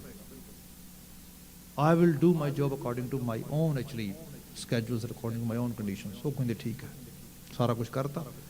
ਉਹ ਕਰਤਾ ਤੇ ਉਹ ਆਪਣਾ ਸਮੇਂ ਦੀ ਸੀਮਾ ਦੇ ਵਿੱਚ ਉਹਨੇ ਆਪਣਾ ਫੁੱਲਦਾਨ ਬਣਾਤਾ। ਉਹਨੇ ਪਰਦੇ ਹਟਾਏ, ਰਾਣੀ ਨੂੰ ਸਮੇਤ ਦਰਬਾਰੀਆਂ ਸਭ ਨੂੰ ਬੁਲਾਇਆ। ਦੇਖ ਲਓ ਆ ਕੇ ਦੇਖਿਆ, ਰਾਣੀ ਫੁੱਲਦਾਨ ਵੱਲ ਵੇਖੇ, ਗਲੀਚਿਆਂ ਵੱਲ, ਆਲੇ ਦੁਆਲੇ ਪਰਦਿਆਂ ਵੱਲ, ਸਾਰੇ ਕਮਾਲ ਹੋ ਗਈ, ਬਿਲਕੁਲ ਉਵੇਂ ਦਾ ਹੂਬਹੂ, ਕਮਾਲ ਹੀ ਕਰਤੀ ਹੈ। ਖੈਰ ਉਹ ਕਹਿੰਦੀ ਵੀ ਪੈਸੇ ਤੈਨੂੰ ਦਿੱਤੇ, ਸਭ ਕੁਝ ਦੇਤਾ ਨਾ, ਇਸ ਤੋਂ ਦੁੱਗਣਾ ਹੋਰ ਇਨਾਮ ਵੀ ਦਿਆਂਗੀ ਤੈਨੂੰ। ਪਰ ਮੈਨੂੰ ਇਹ ਦੱਸ ਵੀ ਕਮਾਲ ਹੋ ਗਈ, ਇੱਕ ਤਾਂ ਤੂੰ ਟਾਈਮ ਬੜਾ ਲਾਇਆ, ਦੂਜੇ ਨੰਬਰ ਸਾਨੂੰ ਕਿਸੇ ਨੂੰ ਦੱਸਿਆ ਵੀ ਨਹੀਂ, ਪਰ ਕਰ ਵੀ ਤੂੰ ਕਮਾਲ ਵੀ ਹੀ ਦਿੱਤਾ ਕੰਮ। ਇਹ ਹੋਇਆ ਕਿਵੇਂ? ਉਹ ਕਹਿੰਦਾ ਜੇ ਤੂੰ ਗੁੱਸਾ ਨਹੀਂ ਕਰੇਂਗੀ, ਜਾਨ ਦੀ ਬਖਸ਼ੀ ਕਰੇਂਗੀ ਤੇ ਫਿਰ ਕਹਿੰਦੀ ਨਹੀਂ ਇਨਾਮ ਦਿਆਂਗੇ। ਬਲਕਿ ਕਹਿੰਦਾ ਗੱਲ ਇਹ ਬਸ ਜੋ ਕੁਝ ਦੂਜੇ ਕਰੇ ਉਹ ਉਲਟ ਕਰਤਾ ਹੈ। ਕਹਿੰਦਾ ਕੀ ਕੀਤਾ? ਕਹਿੰਦੀ ਕੀਤਾ ਇਹ ਹੈ ਕਿ ਪਹਿਲਾਂ ਫੁੱਲਦਾਨ ਬਣਾ ਲਿਆ, ਫੁੱਲਦਾਨ ਬਣਾ ਕੇ ਉਹਦੇ ਅਕੋਰਡਿੰਗਲੀ ਸਾਰਾ ਮਹਿਲ ਨਵੇਂ ਸਿਰ ਤੋਂ ਰੰਗਤਾ, ਬਸ ਨਿਬੇੜਤਾ ਕੰਮ। ਸਾਰੀ ਮੀਨਾਕਾਰੀ ਬਦਲਦੀ ਫੁੱਲ ਦੇ ਉਸ ਫੁੱਲਦਾਨ ਦੇ ਮੁਤਾਬਕ। ਲੋਕ ਸਾਰੀ ਮੀਨਾਕਾਰੀ ਦੇ ਮੁਤਾਬਕ ਫੁੱਲਦਾਨ ਬਦਲ ਰਹੇ ਸੀ। ਜੇ ਆਪਾਂ ਦੇਖੀਏ ਨਾ ਤੇ ਇਹ ਹਾਲਤ ਹੋ ਰਹੀ ਹੈ ਕਿ ਜਿਵੇਂ ਮੈਂ ਸੋਚਦਾ ਬਸ ਐਵੇਂ ਸੋਚਣ ਲਾ ਦਿਆਂ ਸਾਰਿਆਂ ਨੂੰ, ਇਸੇ ਤਰੀਕੇ ਦੀ ਬਸ ਉਹ ਸਾਰੀ ਜਿਹੜੀ। ਤੇ ਇਹਦੇ ਚ ਕਿਹਾ ਗਿਆ ਇਹੀ એનર્ਜੀ ਸਫਲ ਹੈ। ਅਸਲ 'ਚ ਇਹ ਅਕਾਰਥ ਆ, ਮਦਰ ਨੇਚਰ ਦੇ ਬਣੇ ਹੋਏ ਇਸ ਲਾ ਦੇ ਵਿੱਚ ਬੰਦੇ ਨੂੰ ਸਰਵਸਵ ਸਭ ਦੇ ਨਾਲ ਮਿਲ ਕੇ ਕਰਨ ਦੀ ਬਾਤ ਹੁੰਦੀ ਹੈ। ਤੇ ਫਿਰ ਇਹ ਹੈ ਉਹਦੇ ਹੁਕਮ ਦੀ ਪ੍ਰਤੀਪਾਲਨਾ ਹੁੰਦੀ, ਆਪਣੇ ਮਨ ਦੀ ਪ੍ਰਤੀਪਾਲਨਾ ਨਹੀਂ ਹੁੰਦੀ। ਇੱਥੇ ਗੁਰੂ ਮਹਾਰਾਜ ਕਹਿੰਦੇ ਹਾਲਤ ਇਹ ਬਣ ਗਈ ਕਿ ਇਹ ਜਿਹੜਾ ਮਨਮੁਖ ਜਨਮ ਗਿਆ ਹੈ ਬਿਰਥਾ, ਅੰਤ ਗਿਆ ਪਛਤਾਵਣਿਆ। ਤੇ ਅਖੀਰ ਕੌਣ ਇੱਥੋਂ ਇਹੋ ਜਿਹੇ ਹੁਕਮਰਾਨ ਜਾਂ ਹੁਕਮ ਬਾਈ ਚਾਂਸ ਬਾਤ ਹੋਈ ਹੈ ਆਪਣੇ ਆਪ ਨੂੰ ਜਿਹੜਾ ਸੁਰਖਰੂ ਕਰਕੇ ਗਿਆ ਆ। ਇੱਥੇ ਤੇ ਜਿਹੜਾ ਹੈਗਾ ਪਾਣੀ ਕਹਿੰਦੀ ਜਿਉਂਦੇ ਜੀ ਬੜੇ ਬੜੇ ਜੋ ਦਿਸੈਂ ਲੋਕ, ਤਿੰਨ ਕੋ ਵਿਆਪੈ ਚਿੰਤਾ ਰੋਗ। ਉਹ ਤੇ ਜਿਉਂਦਿਆਂ 'ਚ ਵੇਖਿਆ ਉਸ ਰੂਪ ਦੇ ਵਿੱਚ। ਤੇ ਜਦੋਂ ਵਿਦਾ ਵੀ ਹੋਣਗੇ ਸਗਲ ਸਿਸ਼ਟ ਤੇ ਰਾਜਾ ਦੁਖੀਆ, ਬੜੇ ਬੜੇ ਰਾਜੇ ਜਿਹੜੇ ਨੇ ਸੀ ਦੁੱਖ ਭੋਗਦੇ ਧਰਤੀ ਤੋਂ ਵਿਦਾ ਹੁੰਦੇ ਵੇਖੇ ਨੇ। ਅਲਟੀਮੇਟਲੀ ਵੱਡਾ ਹੋਵਾ ਦੁਨੀਦਾਰ ਗਲ ਸੰਗਲ ਕਤ ਚਲਾਇਆ, ਅੱਗੇ ਕਰਨੀ ਕੀਰਤ ਵਾਚੀਏ ਪਹਿਲੇ ਖਾ ਕਰ ਸਮਝਾਇਆ। ਉੱਥੇ ਫਿਰ ਲੇਖੇ ਸਮਝਾਏ ਜਾਂਦੇ ਭਾਈ ਆਹ ਦੇਖ। ਇਸ ਕਿਸਮ ਦੀ ਬਾਤ ਗੁਰਬਾਣੀ ਨੇ ਦੱਸੀ। ਇਹਦੇ 'ਚ ਅਗਲੇ ਕੁਝ ਪਦੇ ਰਹਿ ਗਏ ਨੇ ਜਿਨ੍ਹਾਂ ਦੇ ਵਿਚਾਰ ਆਉਂਦੇ ਸਮਝ ਕਰਾਂਗੇ। ਅੱਜ ਵਾਸਤੇ ਕੋਈ ਸਮਾਂ ਸਮਾਪਤ ਆ। ਭੁੱਲਾਂ ਗਲਤੀਆਂ ਨਾ ਚਤਾਰਿਓ ਜੇ। ਭਾਈ ਸਾਹਿਬ ਜੀ ਸਮੁੱਚੀ ਸਮਾਪਤੀ ਕਰਾਉਣਗੇ, ਮੈਨੂੰ ਇਜਾਜ਼ਤ ਦੇ ਦੇਣੀ, ਕਹਿ ਦੇਣਾ ਜੀ ਵਾਹਿਗੁਰੂ ਜੀ ਕਾ ਖਾਲਸਾ, ਵਾਹਿਗੁਰੂ ਜੀ ਕੀ ਫਤਿਹ।